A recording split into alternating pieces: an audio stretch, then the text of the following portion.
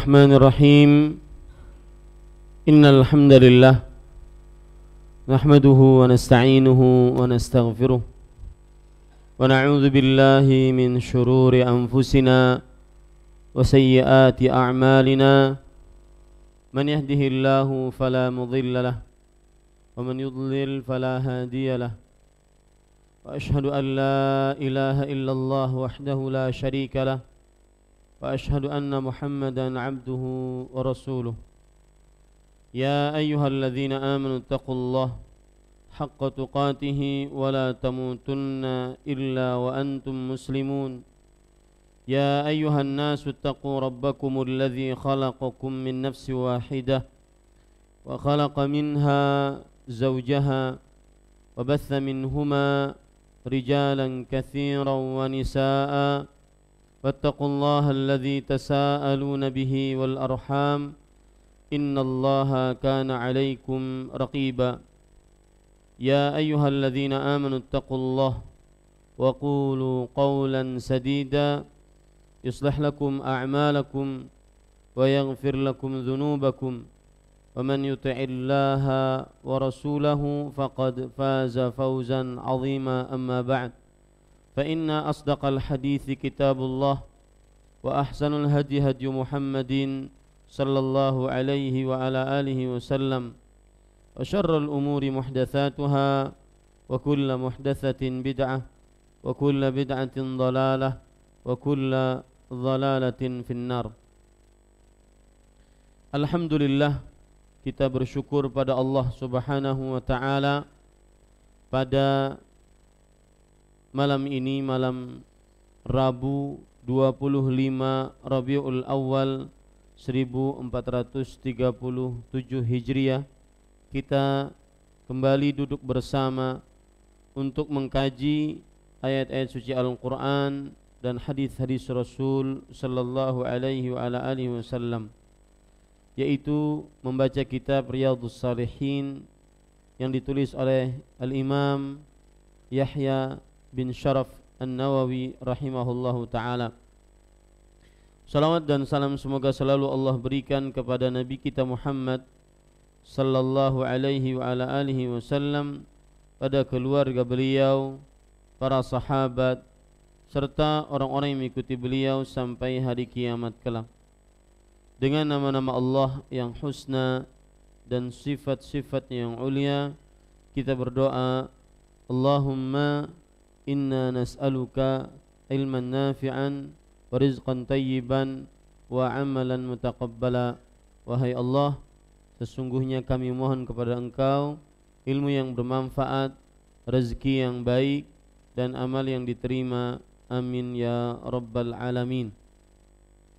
Bapak ibu saudara-saudari yang dimuliakan oleh Allah Subhanahu wa ta'ala, pada pertemuan sebelumnya kita sudah memulai membaca Kitabu Adabin Naum, Kitab Adabin Naum. Dan pada pelajaran Bulughul Maram saya sudah sebutkan bahwa kitab artinya adalah sesuatu yang mencakup berbagai macam jenis, sedangkan bab adalah sesuatu yang mencakup satu macam jenis.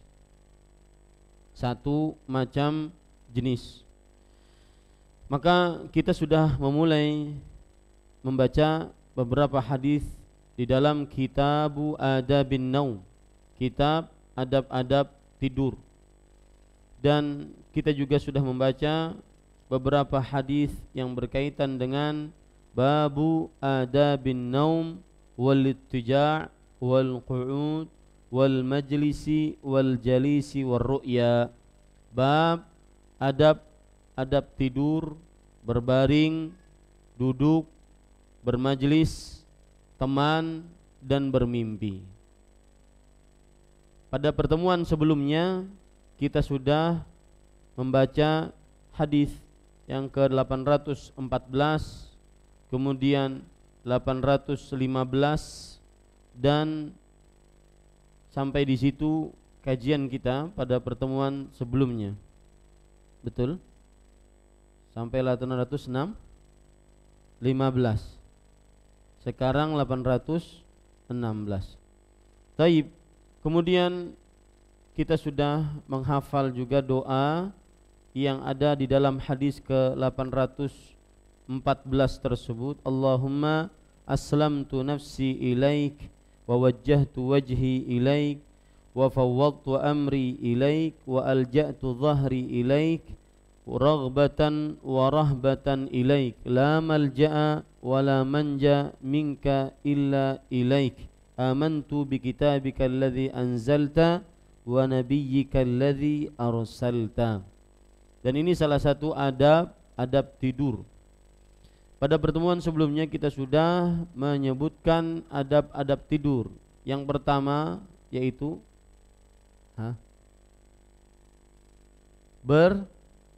berwudu.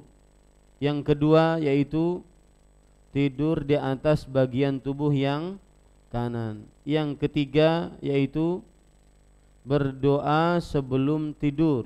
Doanya adalah Allahumma aslamtu nafsi ilaik wa wajjahtu wajhi ilaik wa fawwadtu amri ilaik wa alja'tu dhahri ilaik raghbatan wa rahbatan ilaik la manja wala la malja'a wala manja illa ilaik amantu bi kitabika alladhi anzalta wa nabiyyika alladhi arsalta. Siapa yang hafal?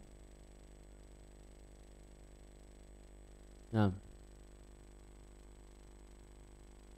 Siapa yang hafal? Tidak ada? Silahkan Bu. Bismillah.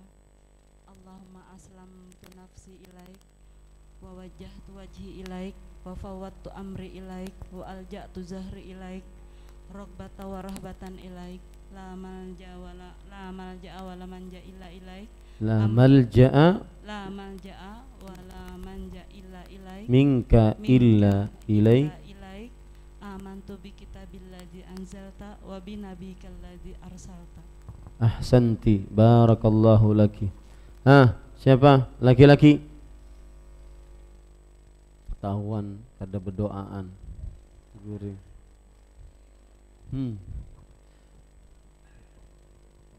Saya sering menyebutkan bahwa beribadah itu harus mencari yang paling sempurna, bukan yang hanya sekedar tunai kewajiban.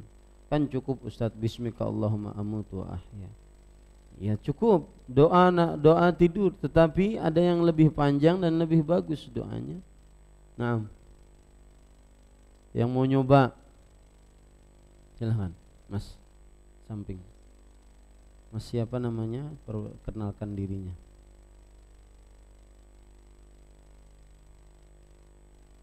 Dipencet yang lama, Mas.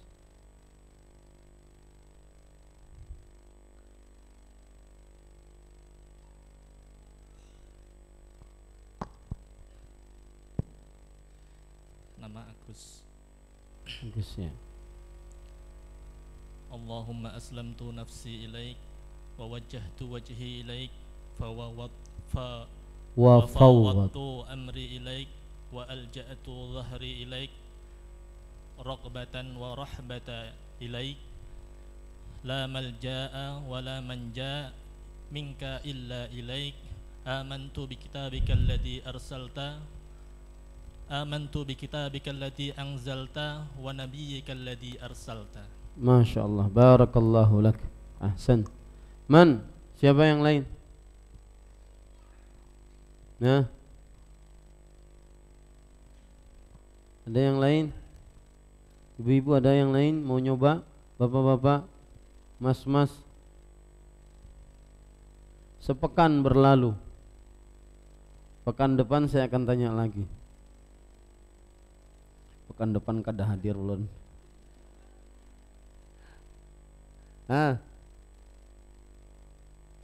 Baik. Allahumma aslamtu nafsi ilaik wa wa wajjahtu wajhi ilaik wa fawwadtu amri ilaik wa alja'tu dhahri ilaik raghbatan wa rahbatan ilaik la malja'a wa la manja minka illa ilaik amantu bi kitabika alladhi anzalta wa nabiyyika alladhi arsalta. Dihafal ya. Itu adab yang ke berapa? Ketiga. Yang keempat adabnya adalah apa? Menjadikan doa tersebut adalah doa atau ucapan yang paling akhir sebelum tidur. Taib. Kemudian Bapak Ibu saudara-saudari, kita lanjutkan hadis yang ke-816. Wa an Aisyah radhiyallahu anha qalat kana an-nabiy sallallahu alaihi wa ala alihi wasallam yusalli minal laili 11 rak'ah fa idza tala'a al-fajr shalla rak'ataini khafifatain thumma ittaja'a ala shiqqihi al-ayman hatta yaji'a al-mu'adhdhinu fayu'dhinahu muttafaqun alaih. Dari Aisyah radhiyallahu anha, beliau berkata, Nabi Muhammad sallallahu alaihi wasallam senantiasa salat malam sebanyak 11 rakaat. Dan jika telah terbit fajar, beliau salat 2 rakaat yang ringan. Kemudian beliau berbaring di atas bagian tubuh kanan beliau sampai datang muadzin memberitahukan kepada beliau tentang salat subuh. Muttafaqun alaih. Hadis riwayat Bukhari dan Muslim. Bapak Ibu saudara-saudari yang dimuliakan oleh Allah Subhanahu wa taala, sebelum saya jelaskan hadis ini, maka ada beberapa hal yang berkaitan dengan tidur yang ingin saya sampaikan. Mungkin sebagiannya sudah saya sampaikan pada pertemuan sebelumnya, tetapi sebagian lain adalah tambahan. Kita sudah sebutkan bahwa tidur termasuk tanda dari tanda kekuasaan Allah Subhanahu wa ta'ala. Di antara dalil yang menunjukkan tidur adalah tanda kuasa Allah Subhanahu wa ta'ala, yaitu surat Ar-Rum ayat 23. Allah Subhanahu wa ta'ala berfirman, wa min ayatihi manamukum bil-laili wan-nahar wa ibtigha'ukum min fadlih. Dan termasuk dari tanda-tanda kekuasaannya, yaitu kekuasaan Allah, adalah tidurnya kalian di malam hari dan mencarinya kalian rezeki di siang hari. Ini menunjukkan bahwa tidur adalah nikmat atau tanda kuasa Allah Subhanahu wa ta'ala. Ini yang pertama. Yang kedua, tidur adalah nikmat dari nikmat Allah Subhanahu wa ta'ala terhadap hambanya.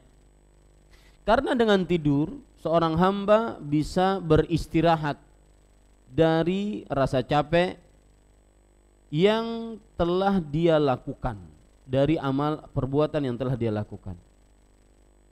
Akhirnya setelah tidur dia kembali bersemangat untuk melakukan aktivitas-aktivitas yang berkaitan dengan dunia ataupun aktivitas-aktivitas yang berkaitan dengan peribadatan dia kepada Allah Subhanahu wa ta'ala.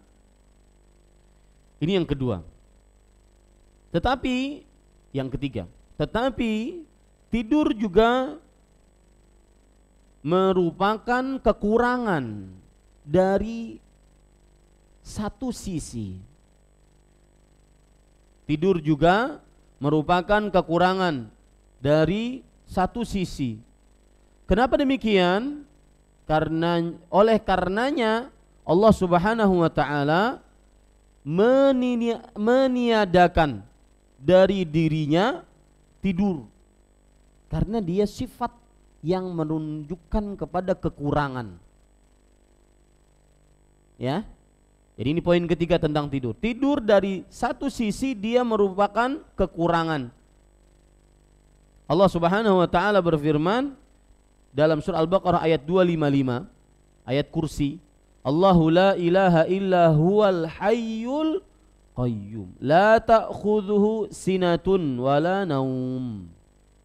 Allah, tidak ada ilah yang berhak diibadahi melainkan Dia yang maha hidup dan berdiri sendiri. Dia, yaitu Allah, tidak merasakan ngantuk dan tidak terjadi padanya tidur. Kenapa demikian? Karena tidur dari satu sisi adalah kekurangan. Ya, dari satu sisi adalah kekurangan. Makanya Allah Al-Hayy, yang maha hidup, yang tidak pernah mati. Jangankan ngantuk, jangankan tidur, mati saja tidak pernah. Ya. Maka ini termasuk daripada hal yang berkaitan dengan tidur. Kemudian Bapak Ibu saudara-saudari yang dimuliakan oleh Allah Subhanahu wa taala, tidur yang keempat adalah kematian kecil. Ini sudah kita sebutkan pada pertemuan sebelumnya.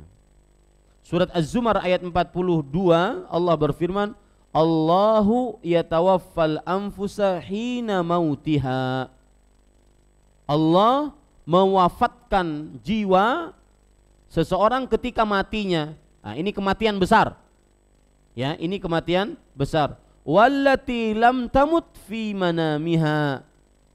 Dan jiwa yang belum mati di dalam tidurnya, fayumsikul lati qada 'alaihal mauta. Jiwa yang belum mati di dalam tidurnya, maka Allah tahan yang belum diwafatkan oleh Allah Subhanahu wa taala. Adapun Allah tahan yang diwafatkan oleh Allah Subhanahu wa taala, tidak dikembalikan ruhnya. Adapun yang tidur dan dihidupkan lagi oleh Allah, maka akan Allah Subhanahu wa taala kembalikan ruhnya. Makanya dari ayat ini Az-Zumar ayat 42, tidur dianggap sebagai kematian kecil. Kemudian para ikhwan yang dirahmati oleh Allah Subhanahu wa taala,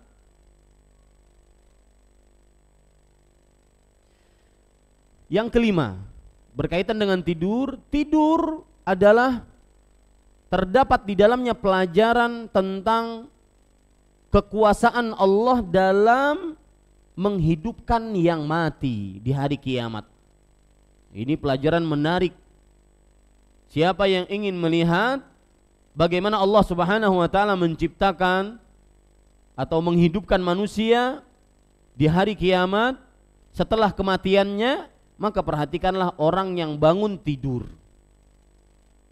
Jadi yang kelima, tidur adalah pelajaran menarik dari tanda kuasa Allah untuk menghidupkan yang sudah mati.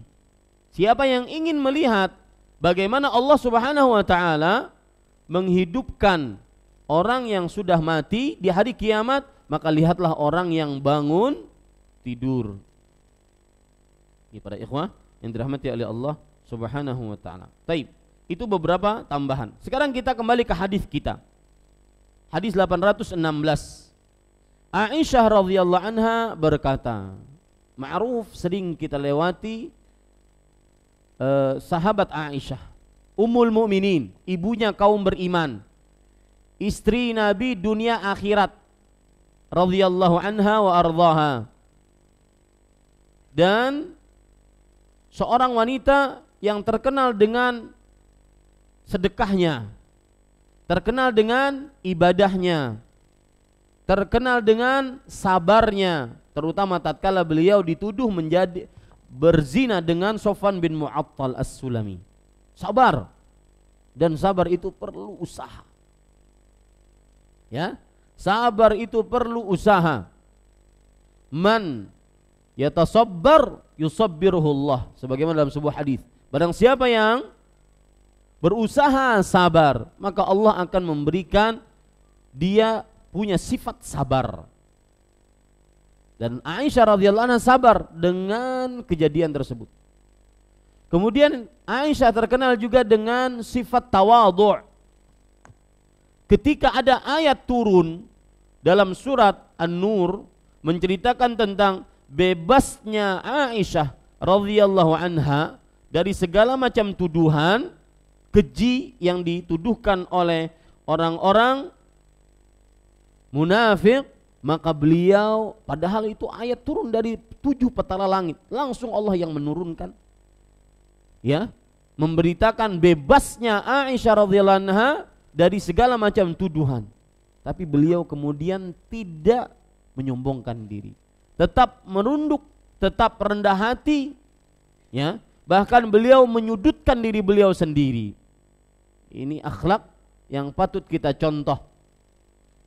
Ayat tentang bebasnya Aisyah dari segala macam tuduhan, surat An-Nur ayat 26.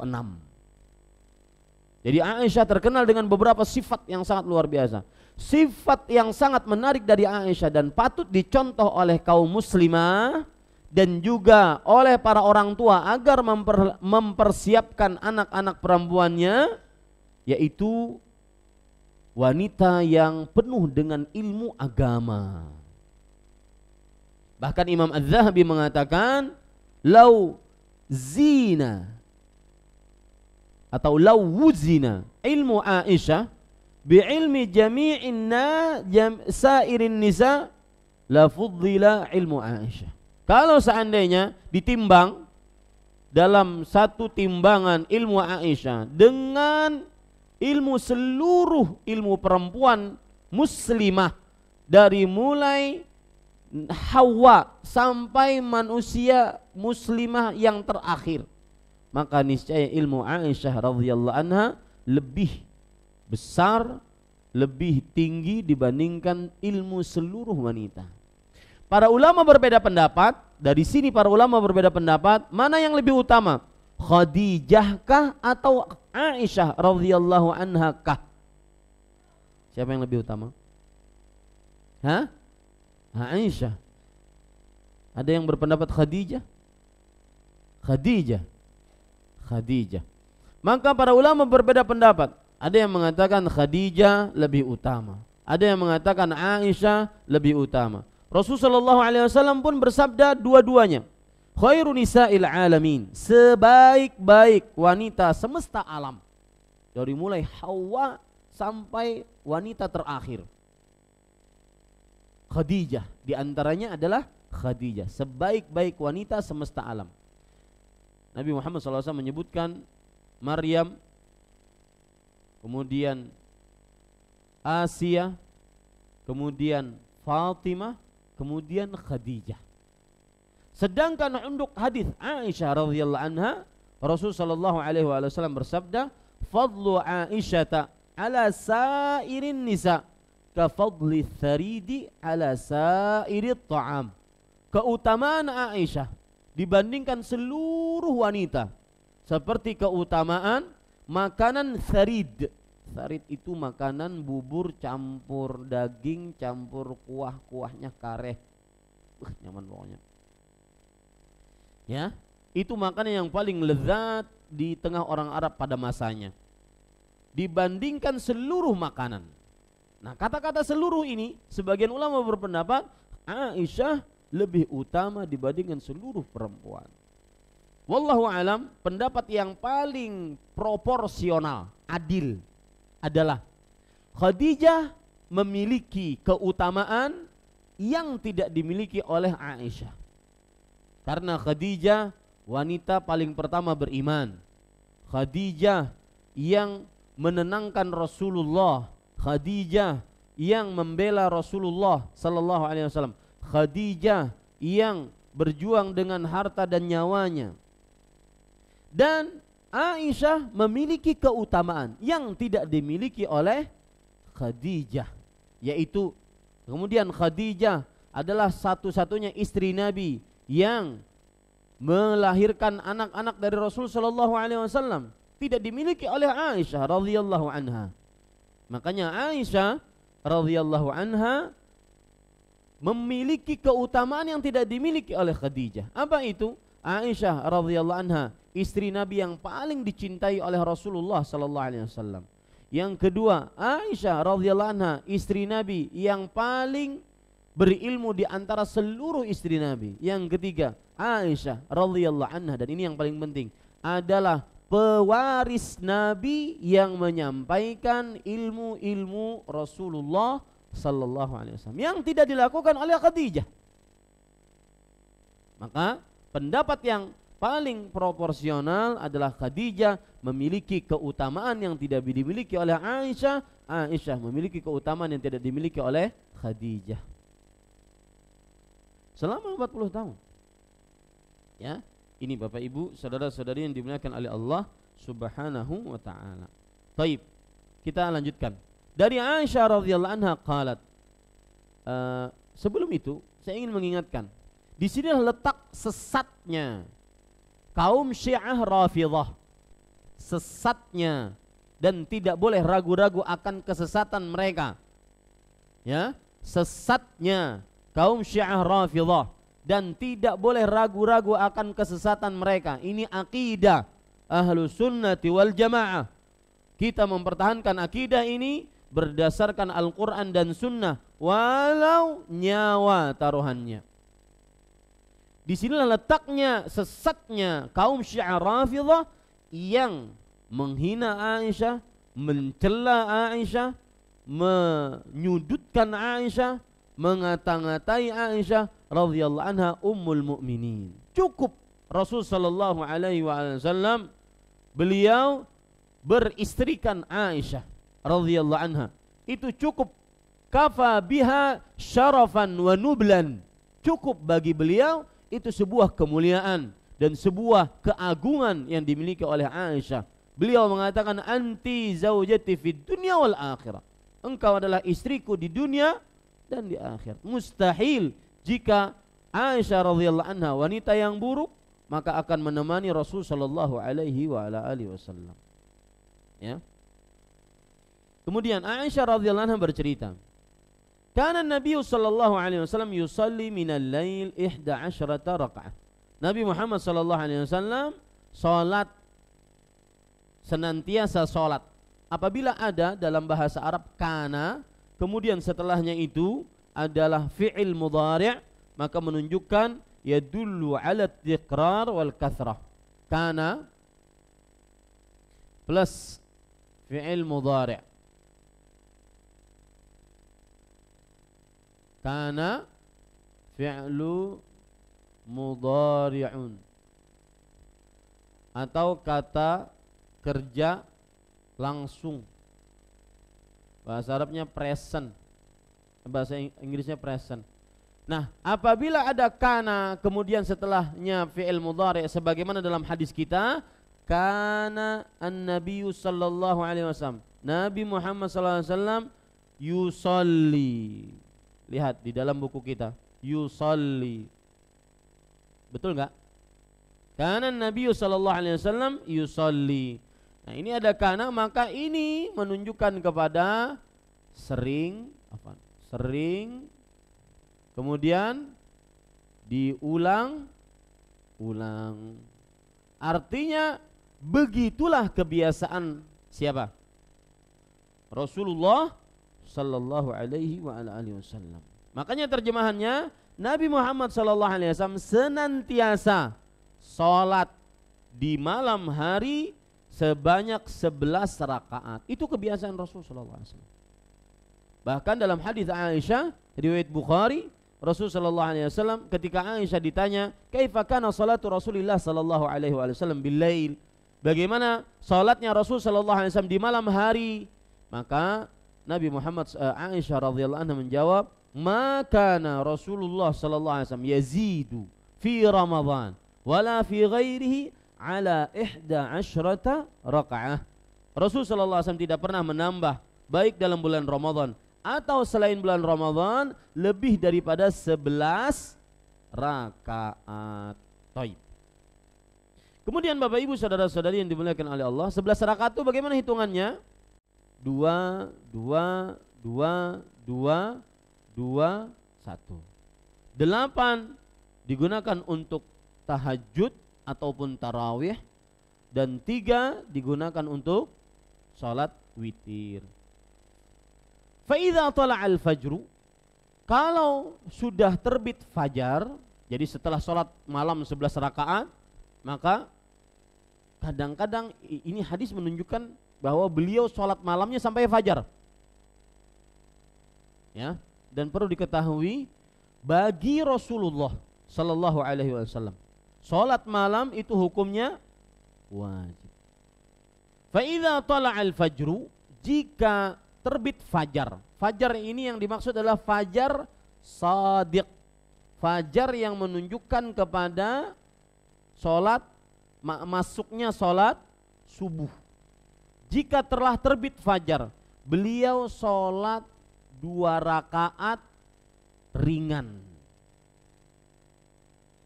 Ingat, fajar yang dimaksud di sini adalah azan salat subuh. Dan inilah yang disebut dengan salat sunat fajar. Sebagian ada yang mengatakan salat sunat fajar itu dilakukan sebelum azan subuh. Nah, ini keliru. Ya. Karena yang dimaksud tala'al fajru, terbit fajar, fajar yang dimaksud di sini adalah apa? Azan subuh. Shalla rak'ataini khafifatain, maka beliau salat 2 rakaat yang ringan. Apa maksudnya salat 2 rakaat ringan? Tidak terlalu panjang seperti beliau salat malam, ringan. Makanya sunnahnya salat 2 rakaat sebelum subuh. Sama saja sebenarnya, 2 rakaat fajar, salat sunat fajar, salat sunat qabliyah subuh, salat sunat rawatib subuh, sama saja. Itu semua adalah salat 2 rakaat sebelum subuh. Sunnahnya tidak terlalu panjang, apalagi mencoba hafalan. Salat kok nyoba hafalan? Ya, enggak. Salat, ya salat.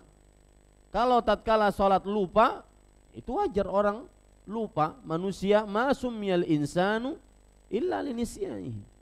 Manusia tidak namakan manusia kecuali karena nusianya, karena dia lupanya. Taib, akan tetapi untuk nyoba-nyoba sholat dengan hafalan ini tidak benar. Apalagi untuk 2 rakaat sebelum subuh, maka dianjurkan khafifatain, yaitu sholatnya ringan. Qul ya ayyuhal kafirun, rakaat pertama, qul huwallahu ahad, rakaat kedua.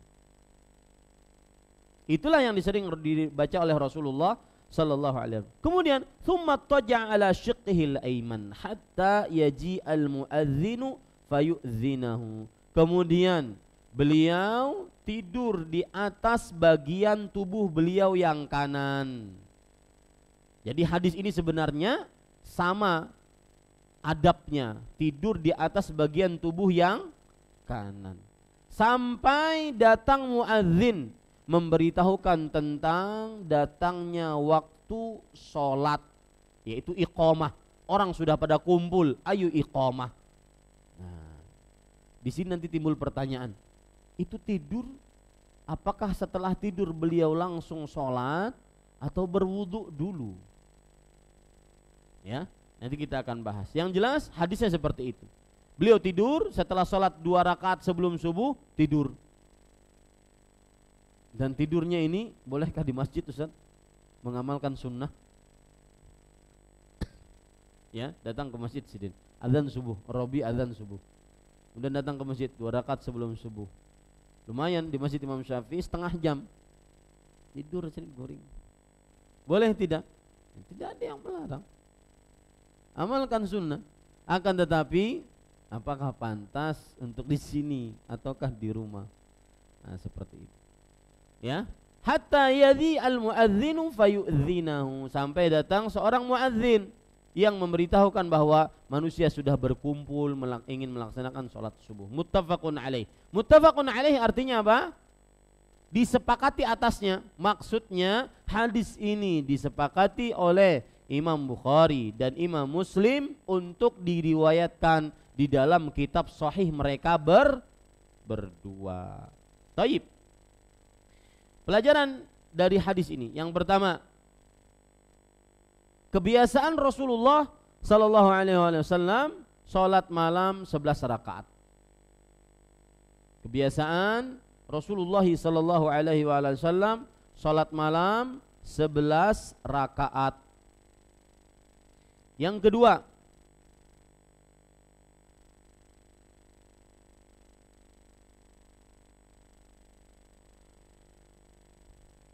salat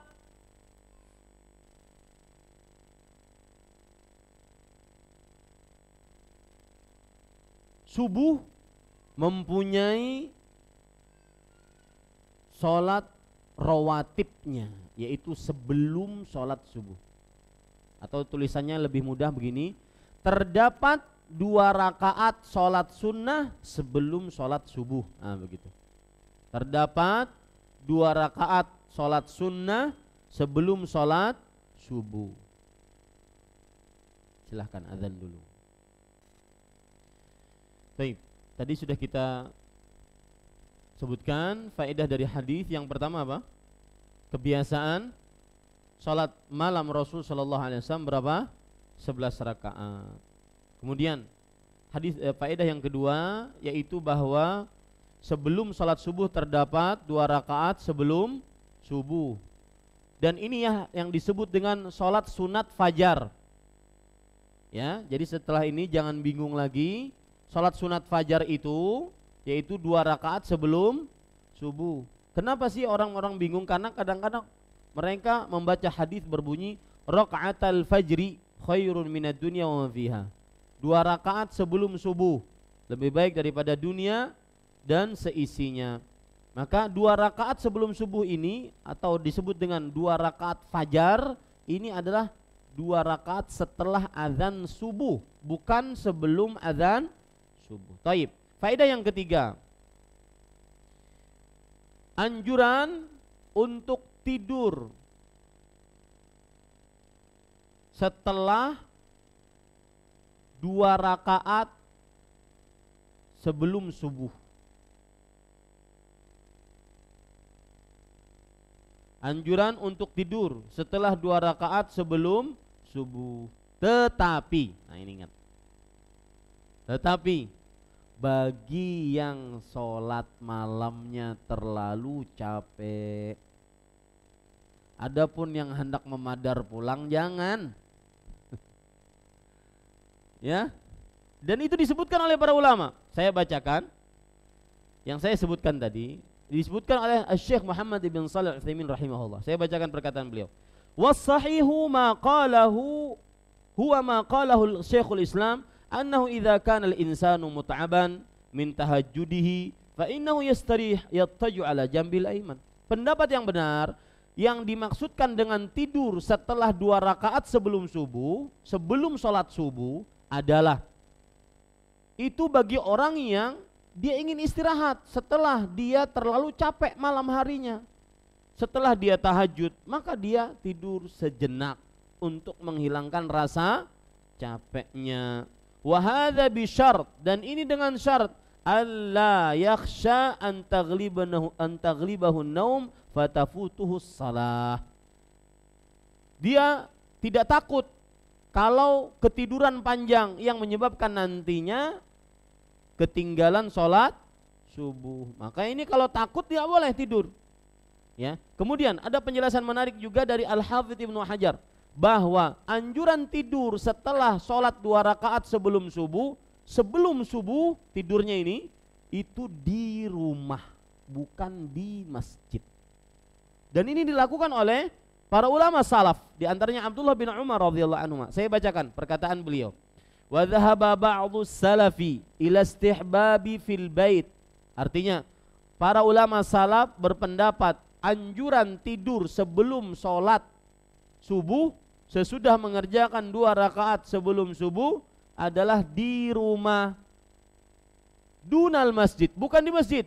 Wa huwa mahkiyun an ibni Umar radhiyallahu anhuma. Dan ini riwayat dikerjakan oleh Abdullah bin Umar radhiyallahu anhuma. Wa qawwahu ba'du syuyukhina, dan para ulama dari mazhab kami, mazhabnya Al-Hafidz Ibnu Hajar, mazhab mana? Mazhab Syafi'i. Ya, menguatkan bi annahu lam yunqal 'anin Nabi sallallahu alaihi wasallam annahu fa'alahu fil masjid. Belum ada riwayatnya Rasul sallallahu alaihi wasallam mengerjakannya di dalam masjid. Makanya saya tadi katakan dikerjakan di mana? Di rumah. Tapi kalau rumahnya di Kayu Tangi, hendak sholat di sini jangan. Ya, tidak cukup waktunya.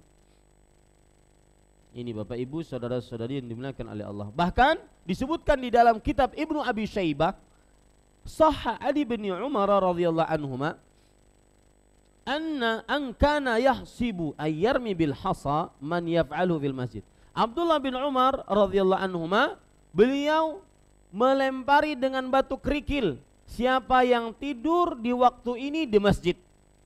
Nah, Mas siapa? Musta'in siap-siapnya. Yang habis sholat azan subuh, kemudian hendak mengamalkan tidurnya di masjid sini, maka dilempari. Sebagaimana siapa? Abdullah bin Umar radhiyallahu anhuma. Baik. Bapak Ibu saudara-saudari yang dimuliakan oleh Allah. Kemudian ada riwayat bahwa beliau tidur sebelum azan subuh. Jadi tadi riwayat ini beliau tidur setelah azan subuh. Setelah sholat 2 rakaat subuh tidur. Ada riwayat beliau tidur sebelum azan subuh. Kemudian baru azan baru bangun. Nah, bagaimana menggabungkannya ini?